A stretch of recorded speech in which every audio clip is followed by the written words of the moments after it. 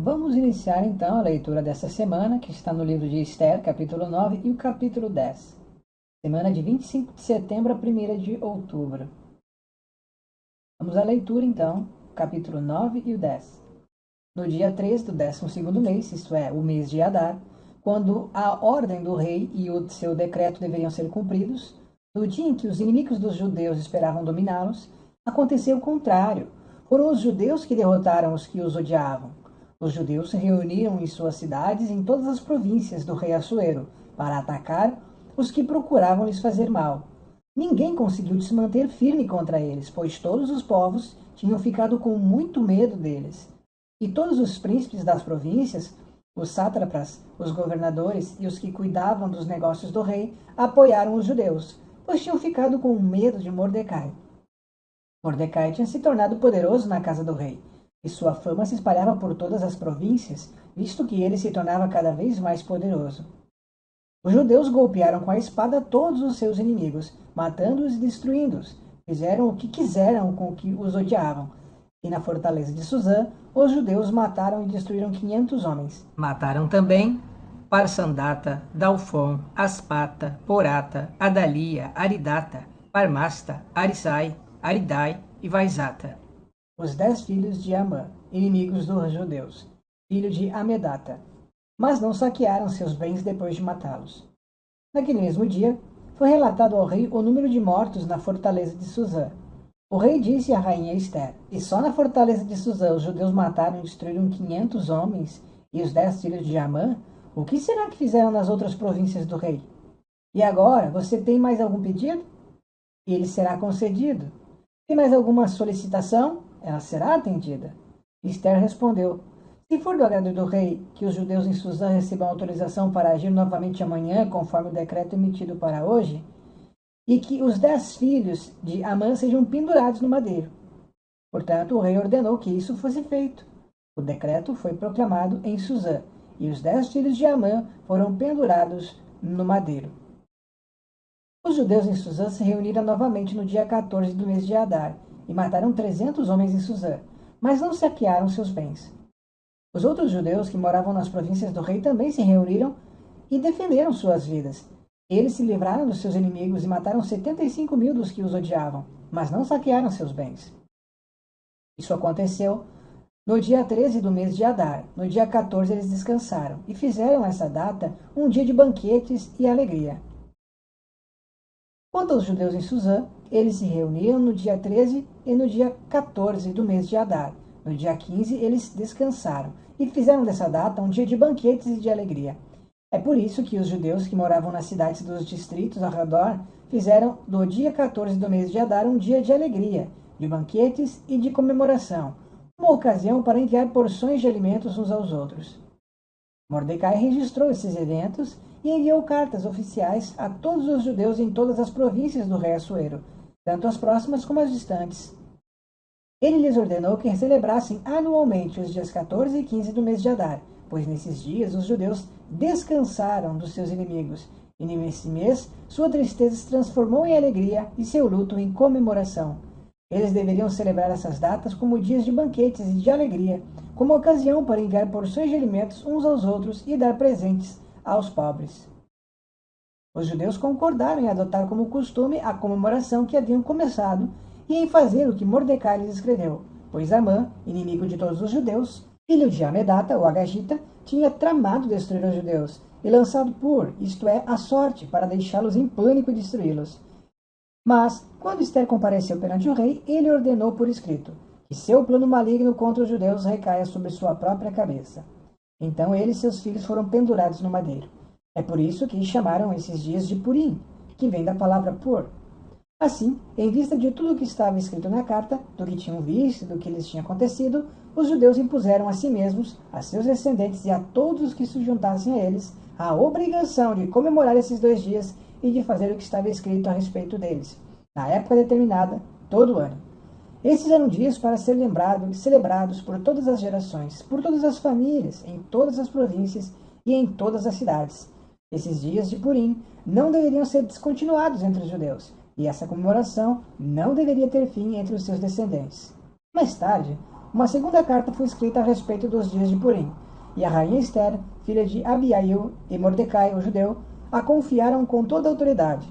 Ele enviou cartas oficiais a todos os judeus nas 127 províncias do rei Assuero, com palavras de paz e fidelidade, confirmando a celebração dos dias de Purim na época determinada, assim como Mordecai, o judeu, e a rainha Esther lhes tinham ordenado. E assim, como eles tinham imposto a si mesmos e a seus descendentes, incluindo jejuns e súplicas. E a ordem de Esther confirmou esses assuntos referentes aos dias de Purim, e isso foi registrado num livro. Capítulo 10. O rei Assuero impôs trabalhos forçados do continente e nas ilhas do mar. Quanto a todas as suas grandes e poderosas realizações, assim como o relato detalhado da grandeza com que o rei exaltou Mordecai, não estão escritos no livro da história da época dos reis da Média e da Pérsia? Pois Mordecai, o judeu, era o segundo no reino, abaixo apenas do rei Assuero. Ele era considerado grande entre os judeus e era respeitado por todos os seus irmãos. Trabalhava para o bem de seu povo e promovia o bem-estar de todos os descendentes deles. Então, esta é a leitura dessa semana, Esther capítulo 9 e o capítulo 10. Vamos agora tecer alguns comentários sobre esses dois capítulos. Muito bem, então nós podemos tirar comentários bem interessantes. Eu quero fazer comentários breves aqui, então, sobre o capítulo 9 e 10 de Esther. Nós vimos no capítulo 9, a vitória, então, dos judeus sobre os seus inimigos. O capítulo 9 de Esther, ele vem narrando, então, o desfecho desse plano de Amã para destruir o povo judeu, mas que foi totalmente, então, neutralizado, revertido por intervenção da parte de Deus. Nós sabemos que Deus estava por detrás dos eventos, de modo que conduziu ao desfecho que nós vimos neste livro. Nós vimos ali Amã, que parecia estar em ascensão, grande destaque, orgulhoso, e que tinha a intenção, então, de destruir Mordecai e os judeus, de uma forma geral, mas que isso, então, acabou mostrando-se exatamente o contrário das expectativas dele. Ou seja, isso mostra que, por mais que condições adversas possam estar diante de nós, diante dos servos de Deus, Deus é aquele capaz de fazer uma mudança de uma hora para outra, como que naquele ditado popular, da água para o vinho, em questão de muito pouco tempo. Isso demonstra que nós devemos ter fé na providência de Jeová em momentos da nossa vida, tanto pessoal quanto coletivo, em que circunstâncias negativas elas se apresentarem, que Deus pode mudar e fará isso se nós colocarmos as coisas diante de suas mãos. O que acontecer será aquilo que Jeová permitiu que acontecesse, que ele intencionou, como se deu aqui no caso de Amã, no caso de Mordecai e Esther. Nós vimos ali que houve o dia agendado para a destruição dos judeus pelo decreto de Amã, e nesse momento os judeus em todas as províncias do império se reuniram e defenderam-se contra os seus inimigos. Então eles tiveram uma participação não só passiva, então eles prevaleceram sobre aqueles que buscavam prejudicá-los. E também nós vimos a vitória dos judeus seguida pela celebração, a festividade de Purim, que foi feita, então, celebrado em todo aquele império. O povo de Deus descansou, então ele se viu livre dos seus inimigos e comemorou a sua sobrevivência.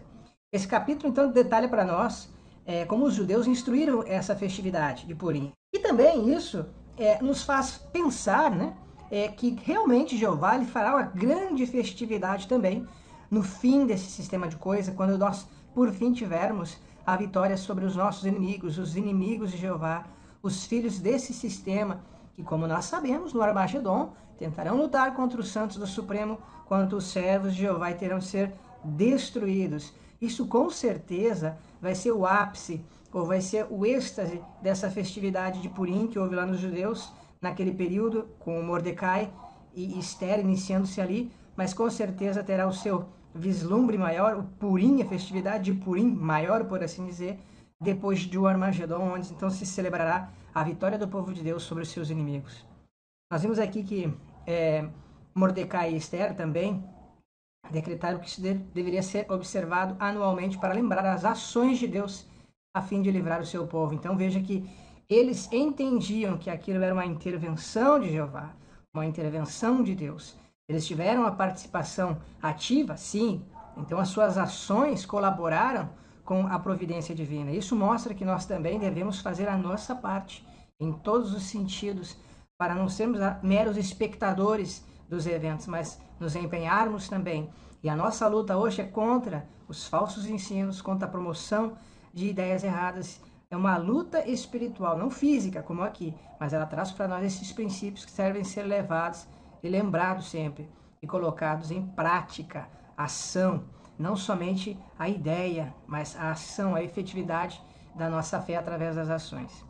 Então, aqui essa festividade envolvia dar presentes aos pobres, compartilhar refeições festivas e rememorar essa história, então, da rainha Esther.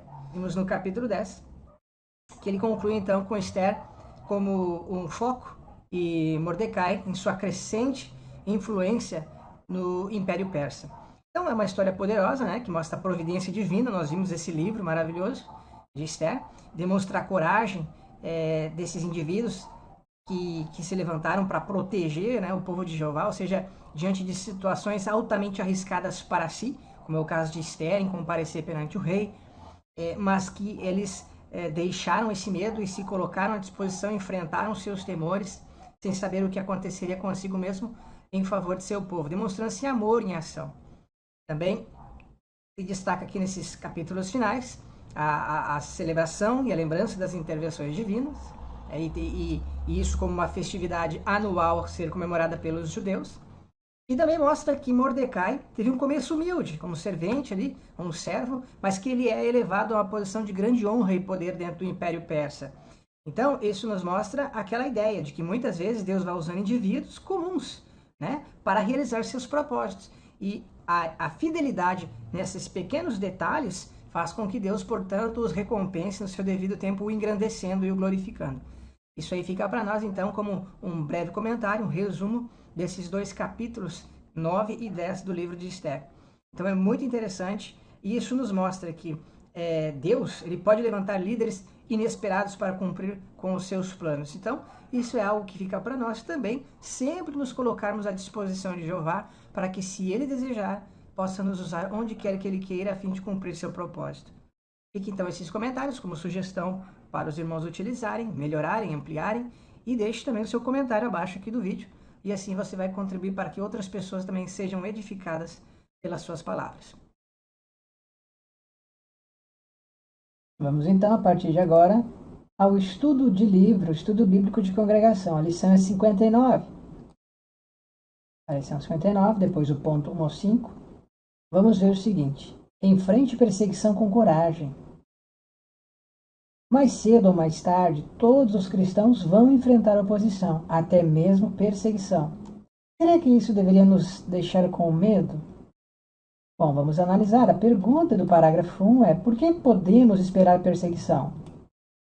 A Bíblia diz: todos os que desejarem levar uma vida de devoção a Deus em união com Cristo Jesus também serão perseguidos.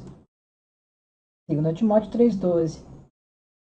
Jesus foi perseguido porque não fazia parte do mundo de Satanás. Nós também não fazemos. Por isso, não ficamos surpresos quando somos perseguidos pelos governos e as religiões deste mundo. Vamos ver o que diz em João 15, 18 e 19? João 15, 18 e 19, Jesus disse: se o mundo os odeia, vocês sabem que odiou a mim antes de odiar vocês. Se vocês fizessem parte do mundo, o mundo os amaria por pertencerem a ele. Agora, visto que vocês não são parte do mundo, ou não fazem parte do mundo, mas eu os escolhi do mundo, por isso o mundo os odeia. Então veja, Jesus, conforme mostra aqui, também não fazia parte do mundo, né? Porque o mundo estava sob o poder de Satanás, está sob o poder de Satanás, a sociedade humana de forma geral. Então nós vemos que realmente é um fato que os cristãos não devem fazer parte deste mundo de Satanás, que é esse padrão de comportamento que ele é então promovido, vivido, vivenciado, né, e glorificado no sistema. Então, o que acontece? Aqui em Timóteo nos foi dito que todos, veja, todos os que desejarem levar uma vida de devoção piedosa, devoção a Deus, em união com Cristo, também serão perseguidos. Então, por que podemos esperar perseguição? Justamente por isso. Porque a Bíblia diz que todos os que desejarem levar uma vida de devoção piedosa ou devoção a Deus em união com Cristo serão perseguidos. Então, é por isso que podemos esperar. É uma resposta bem simples. Vamos ver agora o 2. Pergunta 2. Como podemos nos preparar para a perseguição? Precisamos fortalecer nossa confiança em Jeová agora. Tire tempo todos os dias para orar e ler a Bíblia. Assista às reuniões regularmente. Tudo isso vai te dar força para enfrentar com coragem qualquer perseguição, mesmo de pessoas da sua família.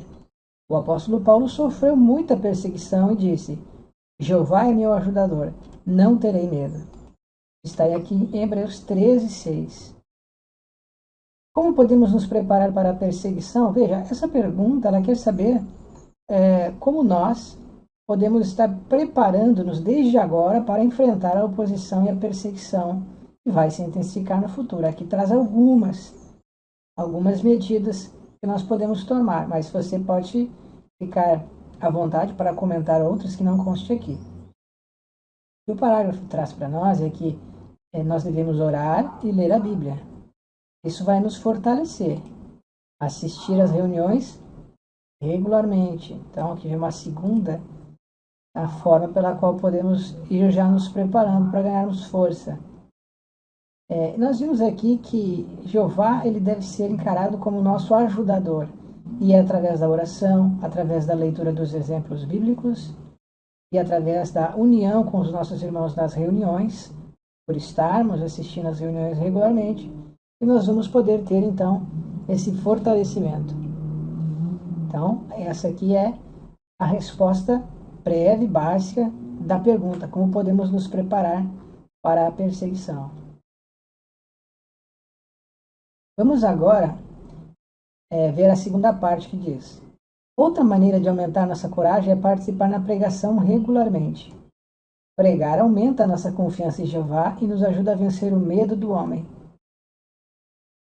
Se tivermos coragem para pregar agora, vamos estar bem preparados para continuar pregando mesmo que um governo tente nos fazer parar. Provérbios 29:25 diz: tremer diante de homens é uma armadilha, mas quem confia em Jeová será protegido. E 1 Tessalonicenses 2:2 diz: pois embora tivessem sofrido e sido maltratados em Filipos, como sabem, reunimos coragem com a ajuda do nosso Deus para lhes falar as boas novas de Deus diante de muita oposição. Então, nós vimos que mais uma das formas pelas quais podemos já nos estar preparando é fazer de tudo para participarmos na pregação regularmente. Por quê? Porque isso já vai nos treinar quanto à coragem de enfrentar situações difíceis, adversas, que podem nos amedrontar, que podem nos intimidar. E isso é algo que nós devemos estar desde agora treinando, porque pode ser, como diz aqui o texto, que governos tentem nos fazer parar de pregar, como aconteceu lá na Rússia. Então, lá na Rússia, os irmãos precisaram ter uma coragem que nós ainda não tivemos a necessidade, digamos assim, de ter de demonstrar. Porque aqui o trabalho é livre, não há nenhum impedimento. Portanto, é algo que, com certeza, para aqueles irmãos da Rússia, foi muito importante já estar participando da pregação regularmente, estar lidando com as suas dificuldades, com os seus medos, com os seus receios, com situações intimidadoras, orando e lendo a Bíblia e assistindo regularmente às reuniões. Tudo isso, com certeza, fortaleceu tanto a eles, para após a proscrição que houve, eles pudessem se manter firmes. Então, isso fica como um lembrete para nós também. Vamos ao parágrafo 3. Por que perseverar durante a perseguição nos ajuda? Ninguém gosta de ser perseguido. Mas quando perseveramos, nossa fé fica mais forte, ficamos mais próximos de Jeová porque vemos por experiência própria a força que ele dá quando achamos que não vamos mais aguentar. Dói o coração de Jeová quando ele nos vê sofrer, mas ele fica muito feliz quando vê nossa perseverança. A Bíblia diz: se vocês suportam sofrimento porque estão fazendo o bem, isso é agradável a Deus. Jeová promete vida eterna no mundo sem perseguição para todos os que perseverarem até o fim.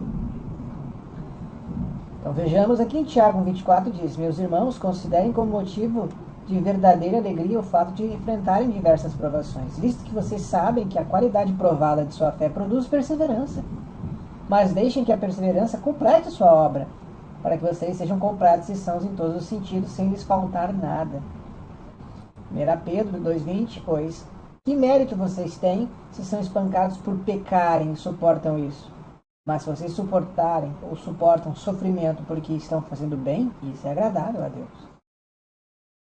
E Mateus 24:13 diz: quem perseverar até o fim será salvo. Então, veja todos os textos aqui realmente de acordo com o que nós acabamos de ler. Por que perseverar durante a perseguição nos ajuda? Hein? O que nos mostra aqui? A Bíblia nos mostra que quando nós perseveramos, a nossa fé, como diz aqui, fica mais forte. Por quê? Porque como nós vimos, a qualidade provada de nossa fé produz a perseverança.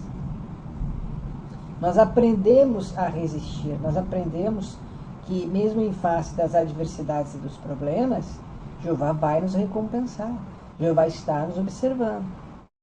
Outra coisa que nós também aprendemos é que Jeová, ele nos vê. E como diz aqui, usando aqui uma expressão antropomórfica, dói o coração de Jeová quando ele nos vê sofrer. Mas quando ele nos vê sofrer por causa da nossa obediência, isso é motivo de alegria. Não porque ele se alegra com o nosso sofrimento, mas porque ele se alegra com a nossa conduta, ou seja, de que estamos dispostos a sofrer para não negar a fé em Jeová, para não negar a sua lei. Então isso é motivo de alegria para Jeová, e ele nos observa. Então, esses são motivos que nos ajudam a manter a nossa integridade. E isso nos ajuda também a sermos mais fortes e alegrarmos o coração de Jeová.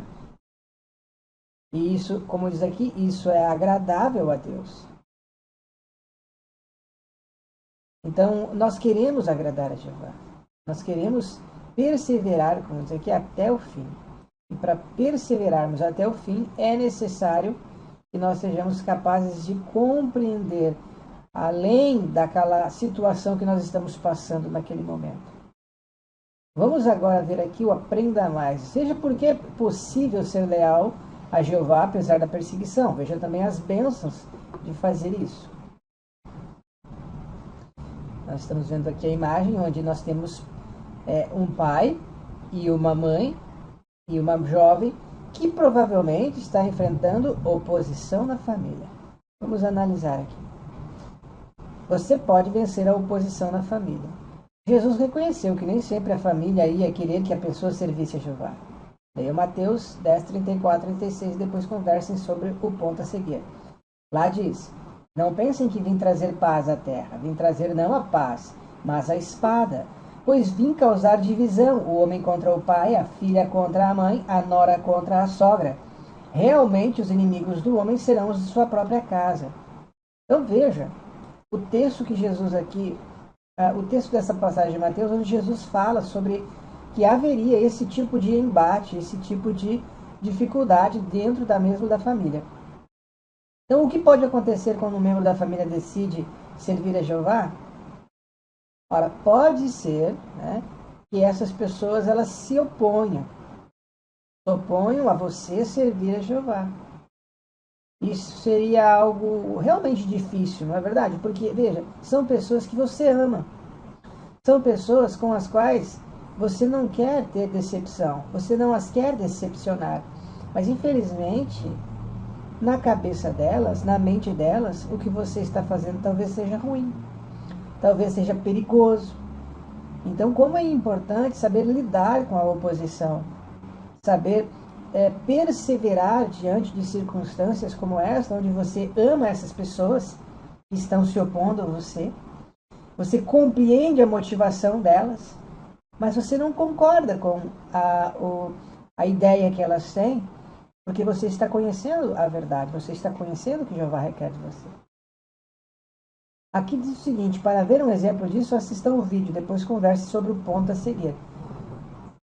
Vamos ver o vídeo, eu vou assistir aqui, você assista em casa e depois vamos comentar sobre isso.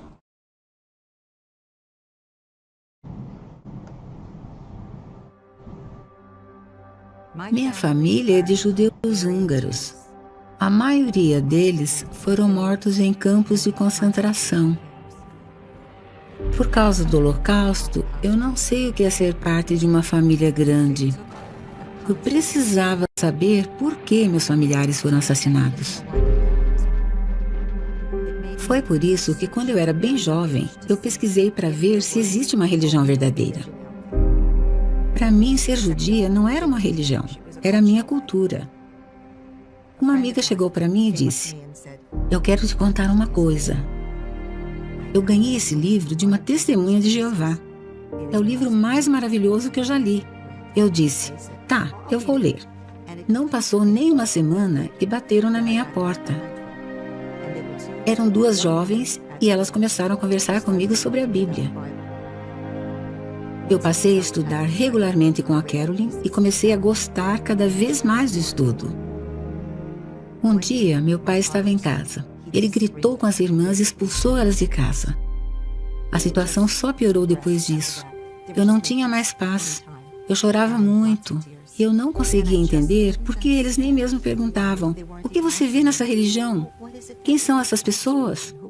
Vamos conversar?" Não, nada. Foi muito, muito difícil. Pouco depois do meu batismo, a minha mãe chegou para mim e disse: "Eu e seu pai vamos ficar fora o dia inteiro. Não queremos ver você aqui quando a gente voltar." Eu tinha 17 anos. Eu não sabia para onde ir. Não sabia o que ia fazer. Mas eu confiava em Jeová.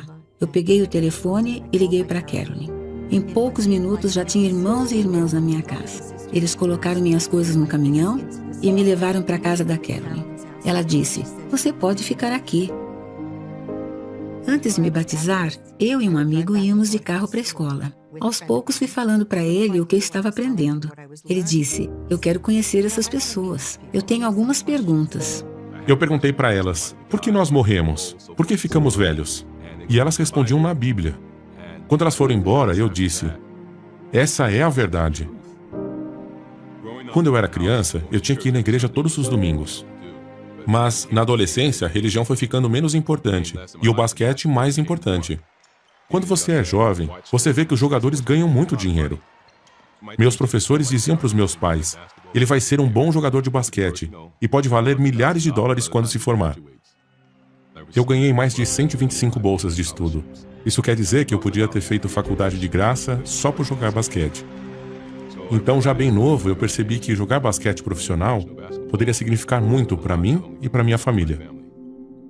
Eu tinha pouco interesse em Deus. Por exemplo, eu fazia algumas perguntas para minha mãe, mas só fiquei interessado mesmo quando a Nancy me apresentou as testemunhas de Jeová. Eu estava estudando e minha mãe estava no porão chorando. Eu perguntei: "O que foi, mãe?" Ela disse: "Eu sei que você vai ser testemunha de Jeová." Então, quando eu vi que não ia ser jogador de basquete, mas ia ser testemunha de Jeová, porque isso é mais importante, eu sabia que ia ter que fazer muitas mudanças. Quando as pessoas viram que eu ia ser testemunha de Jeová, elas se afastaram de mim. As pessoas tentam se aproveitar de você quando acham que você pode dar alguma coisa para elas. Quando eu comecei a servir a Jeová, eu perdi a amizade das pessoas que eu achava que eram meus amigos. Então eu comecei a estudar a Bíblia e me batizei 6 meses depois. Então a gente decidiu se casar. O texto que diz que mesmo que meu pai e minha mãe me abandonassem, Jeová me acolheria, mostrou ser verdade de muitas maneiras. Quando você se torna testemunha de Jeová, você passa a fazer parte de uma família que faz tudo por você. Nós tivemos dificuldades ao longo dos anos, mas Jeová nunca disse que ia ser perfeito. O que ele diz é que quando tivermos problemas, não vamos enfrentá-los sozinhos. E Jeová nunca nos decepcionou.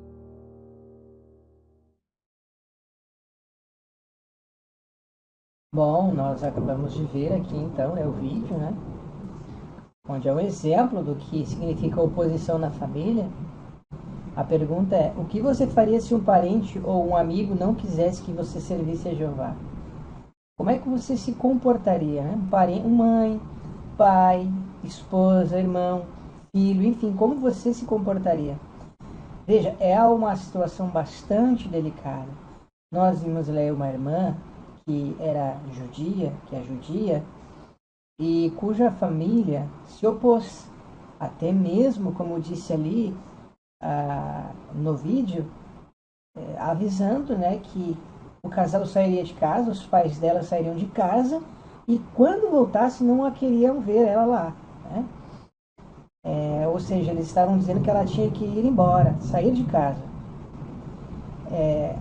A grande questão eu acho que esse casal fez errado.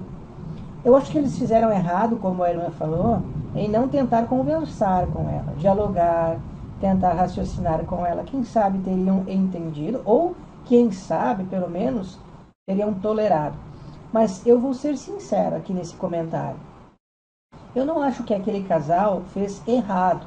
Embora ela tivesse ainda 17 anos de idade, ainda fosse considerada menor de idade, né, pelo menos aqui para nós do Brasil, o casal não fez errado em sugerir que ela saísse de casa, e não estou dizendo com isso que eu faria isso.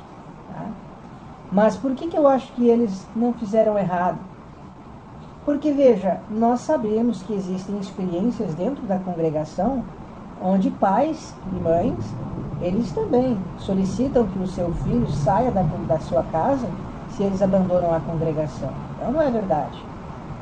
Alguns filhos, quando têm até a maioridade, se eles desejam sair da congregação, abandonar as testemunhas de Jeová e se tornarem de outra religião, geralmente eles são desassociados, os pais são orientados a não ter muito convívio espiritual com essa pessoa e até mesmo se for maior de idade, pedir que ele saia de casa, né? Fazer arranjos para que ele possa então sair de casa, para não influenciar outros da família. Então, partindo dessa realidade que também se manifesta no nosso meio, tá? Eu particularmente não estou dizendo que eu faria isso com minha filha ou meu filho, né? Eu tentaria estabelecer uma coexistência amigável e pacífica, mas o fato que isso acontece na congregação já mostra que se essa outra família fez isso com essa irmã, então eu não os condenaria, eu não os criticaria por isso. Tá?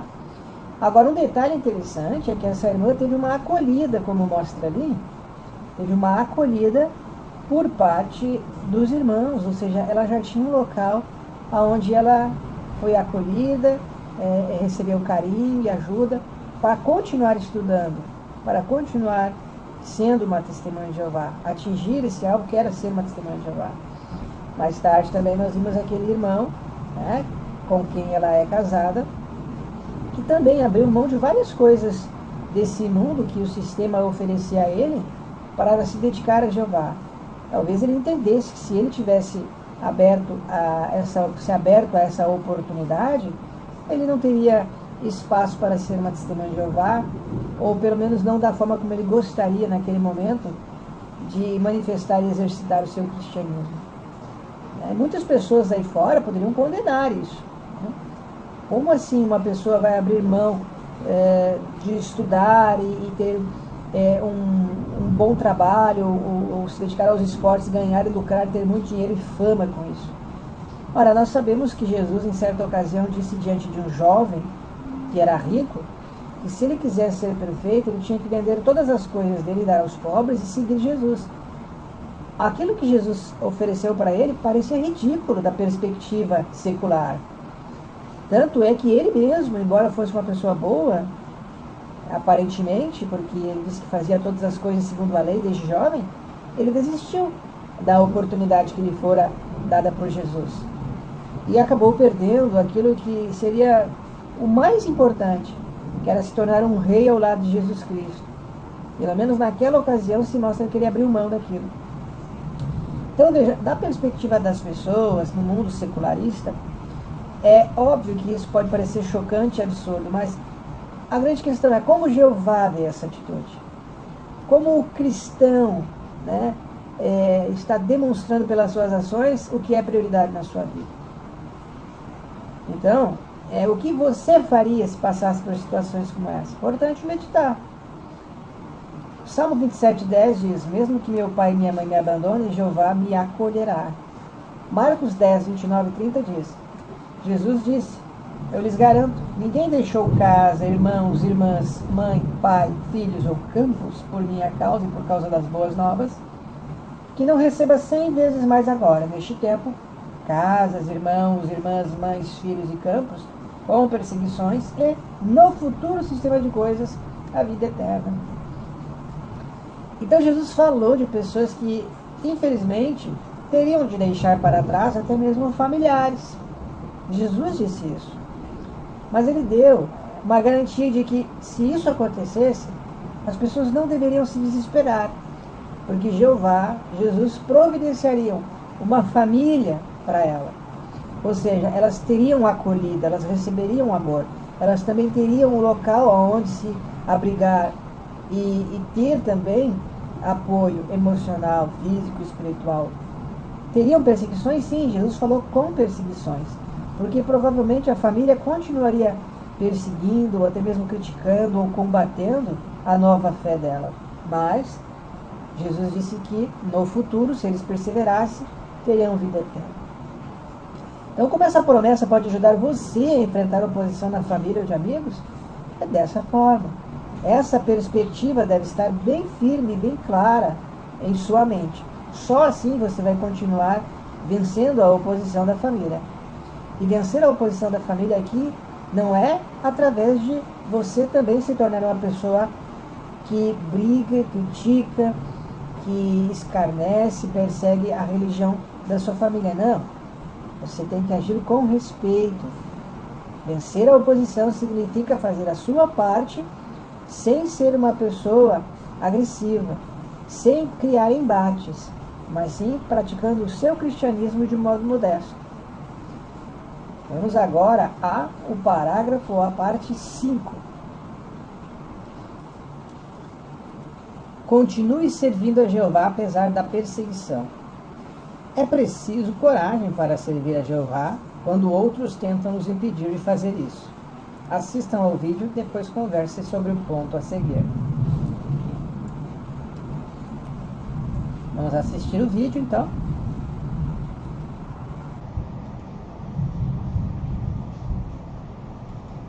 Para proteger a identidade dos entrevistados, as imagens a seguir são apenas uma encenação. Desde o meu batismo, sirvo em um território onde nossa obra é proibida. Quando eu era pioneira regular, fui designada como pioneira especial em um território onde meu futuro marido já estava de pioneiro. Então nos casamos e agora servimos juntos como pioneiros especiais. Nós somos perseguidos, vigiados e questionados por autoridades do governo. Nos momentos difíceis, sinto que Jeová está dizendo para mim as palavras escritas em Isaías. Vou fortalecê-lo. Sim, vou ajudá-lo. Na última vez que os policiais vieram à nossa casa, eles nos levaram para fazer um interrogatório.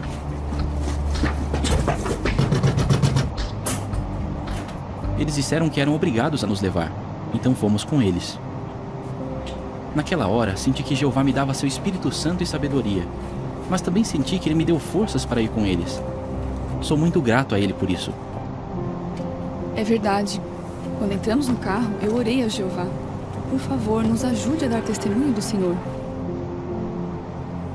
Um deles até disse: gostamos de conversar com vocês. Quando falamos com pessoas de outras religiões, elas nunca conseguem responder as nossas perguntas. Mas vocês têm resposta para o que queremos saber. Eu gosto de Isaías 31:5, porque esse texto me ajuda a lembrar que Jeová é como uma ave que mergulha no ar. Ele está nos céus, olhando por nós. Esse versículo também diz que ele defende e salva seu povo. Essas conversas com os policiais deram excelentes resultados para nós, nossos irmãos e os estudantes. E também foi bom para os policiais porque alguns deles têm muitas perguntas. Nossas conversas com eles são muito boas. É como se eu estivesse fazendo revisitas.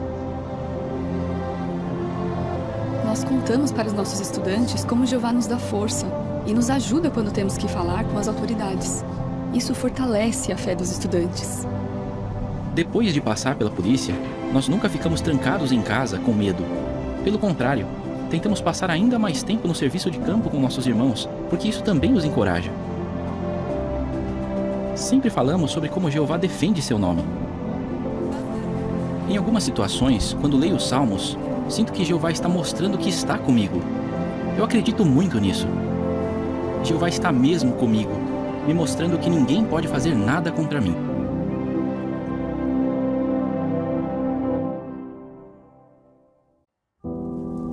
Opositores colocam fogo em um salão do reino no Quirguistão.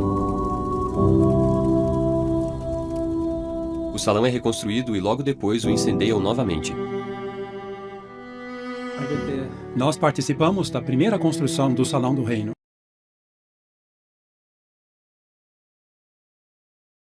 construção do Salão do Reino. Ficou muito bem feito. Ajudamos também na segunda construção do mesmo salão. Quando a construção estava quase acabando, o salão foi incendiado. Quando chegamos no canteiro de obras e vimos o que tinha acontecido, só nos restou chorar. Quase todos os dias, vizinhos que não gostavam da gente vinham e sempre diziam para nós: parem, larguem o que estão fazendo, vão embora daqui. Nesses momentos, eu simplesmente orava a Jeová em silêncio. Eu estava com um pouco de medo, porque eu ainda lembrava das dificuldades que passamos e das vezes que os vizinhos jogaram pedras na gente. Mas as palavras de Isaías 41:10 me deram forças. Lá diz: não tenha medo, pois estou com você. Não fique ansioso, pois eu sou o seu Deus, vou fortalecê-lo, vou segurá-lo firmemente com a minha mão direita. Ter em mente essas palavras sempre nos deu forças para continuar. Eu pensei no que Neemias 2:17 diz: venham, vamos reconstruir as muralhas de Jerusalém para pôr fim a essa humilhação. Jeová queria esse salão do reino ali. Ele era importante para as pessoas. Então eu queria que elas tivessem um local para adorar a Jeová. Era claro que Jeová estava nos apoiando. Terminamos a construção do mesmo salão pela terceira vez. Do começo ao fim, se passaram 45 dias. Aos olhos humanos, parecia impossível. Trabalhamos ombro a ombro com vários anciãos e servos ministeriais. Foi muito bom trabalhar com os irmãos. Sentimos a mão de Jeová nos ajudando. Jeová nos deu ânimo. Ele nos deu coragem. Dava para sentir isso. Não podemos ficar parados. Temos que dar honra a Jeová. Nós o conhecemos e o amamos. Jeová derramou o seu Espírito Santo. E nós temos certeza que Jeová está sempre por perto, pronto para ajudar. Ele é como um pai amoroso, nos levando pela mão. Nós perseveramos e hoje estamos colhendo os bons resultados disso. Eu sou muito grata por tudo de bom que Jeová nos dá. Agora realmente entendo que para defender seu nome, Jeová se torna o que for necessário.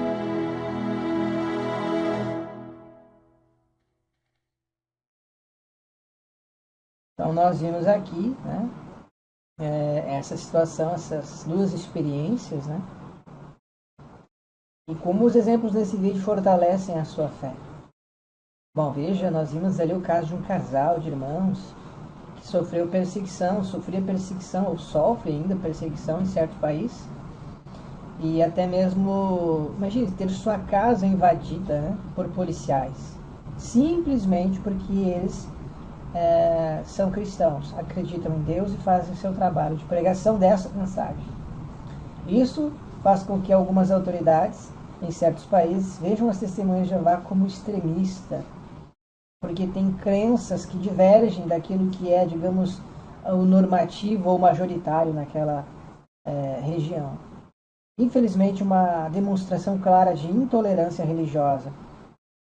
E é interessante que até mesmo algumas religiões, alguns líderes religiosos destes locais, eles fomentam perseguição contra as testemunhas de Jeová e até tentam justificar essa atitude dos governos contra as testemunhas de Jeová, chamando-as de radicais ou extremistas. Veja que situação deplorável, que situação triste, né? Pessoas que se dizem religiosas até mesmo justificam essa atitude agressiva da parte, muitas vezes, das autoridades contra as testemunhas de Jeová. Nós vimos um outro caso onde o Salão do Reino foi incendiado por 2 vezes. Os vizinhos até mesmo incentivavam eles a parar de tentar fazer o salão, de tentar continuar com a obra. Então veja, as pessoas ateavam fogo ao Salão do Reino. Você já viu alguma testemunha de Jeová fazendo isso? Atendo fogo à igreja dos outros? Não. Essas pessoas que faziam isso com o Salão do Reino, certamente tinham religião, certamente acreditavam em algum tipo de Deus, alguma espécie de Deus.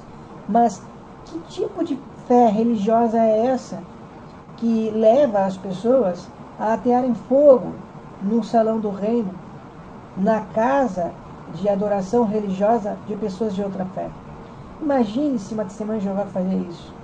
Não, elas respeitam o direito das pessoas terem as suas religiões e não fomentam nenhum tipo de oposição odiosa contra essas pessoas. Não. As pessoas têm a liberdade. Então isso mostra a diferença clara aqui. E nós vemos que isso é muito difícil para alguns irmãos. Alguns irmãos se sentem amedrontados. É por isso que é importante que nós tenhamos o ponto de vista correto da situação para mantermos a nossa fé, mesmo diante de oposição. Atos 5, 27 e 29 diz: assim eles trouxeram e os puseram diante do sinédrio. O sumo sacerdote os interrogou e disse: nós lhe demos ordens expressas para que não ensinassem esse nome. Mas vejam só, vocês encheram Jerusalém com seus ensinamentos e estão decididos a trazer o sangue desse homem sobre nós. Pedro e os outros apóstolos responderam: temos de obedecer a Deus como governante em vez de a homens. Então, Pedro e os outros apóstolos foram muito corajosos aqui. Porque eles decidiram que se algo que viesse até mesmo de uma autoridade, se aquilo contrariasse a fé deles, aquilo que eles realmente entendiam das Escrituras como ordem de Jeová, de Deus e de Jesus Cristo, eles deveriam de rejeitar, deveriam de obedecer primeiro a Deus. Não está em jogo aqui a desobediência às autoridades, mas sim que se houver conflito de interesses, a vontade de Jeová deve ser em primeiro lugar. Hebreus 10, 24 e 25 diz: e pensemos uns nos outros para nos estimular ao amor e às boas obras, não deixando de nos reunir, como é costume de alguns, mas nos encorajando uns aos outros, e ainda mais ao passo que vocês veem chegar o dia. Então aqui a importância de continuar nos reunindo. Esse texto aqui, ele é muito claro nisso.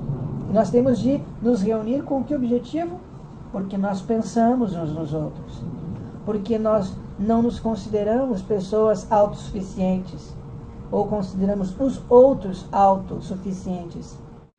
Não, nós sabemos que nos pertencemos uns aos outros. E por isso que nós devemos pensar uns nos outros. Para quê? Para nos estimular. Ou seja, o estímulo é algo de um para com o outro. É quando você, através de suas atitudes, suas palavras, cria uma situação no outro.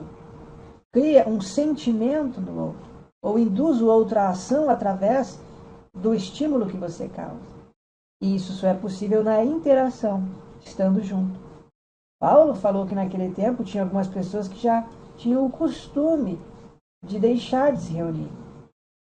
E então, infelizmente, isso é o que nós devemos lutar contra. É uma dificuldade que podemos enfrentar. Sim, é uma dificuldade que pode acontecer, no nosso caso. Então, veja, se aqui nós estamos vendo um momento de perseguição, isso nos deve parar para refletir sobre a nossa situação. Se agora, onde eu tenho livre acesso ao salão do reino, aos meus irmãos, às reuniões, eu estou já não indo nas reuniões, ou não estou tendo a perseverança necessária para ajudar os meus irmãos através do estímulo, reunindo-me com eles, como será que eu vou me comportar quando iniciar uma perseguição, se isso acontecer na minha região? E talvez aconteça. Então é importante continuar servindo a Jeová, mesmo que a obra de pregação e as reuniões sejam proibidas. Porque é isso que os textos sagrados nos indicam como algo necessário. Ok? Então, meus irmãos, isso é muito importante, tá? Que nós façamos uma análise detida, né, desses pontos, que isso com certeza vai nos ajudar a ter uma visão correta sobre como nós devemos nos comportar, pensar, meditar e agir diante da perseguição. Então nós chegamos no final do nosso estudo, tá? Da nossa leitura do estudo bíblico de congregação. O cântico, irmãos, para essa reunião é o cântico 55, para o final da reunião, né? Cântico 55 é Não Temam, Meus Amados, baseado em Mateus 10, 28. Então nós agradecemos a todos, né, por terem acompanhado. Incentivamos que você realmente comente abaixo, né? Comente no vídeo aquilo que você compreendeu desse estudo, aquilo que você achou de interessante. Se você quiser relatar uma experiência pessoal sobre, por exemplo, oposição que você tenha enfrentado ou por parte da família, ou em alguma outra situação, fique à vontade, isso é importante. E contribuirá com certeza para que os nossos irmãos que assistem a esse vídeo possam também, através do seu testemunho, se sentirem fortalecidos. Um grande abraço, fiquem com Jeová.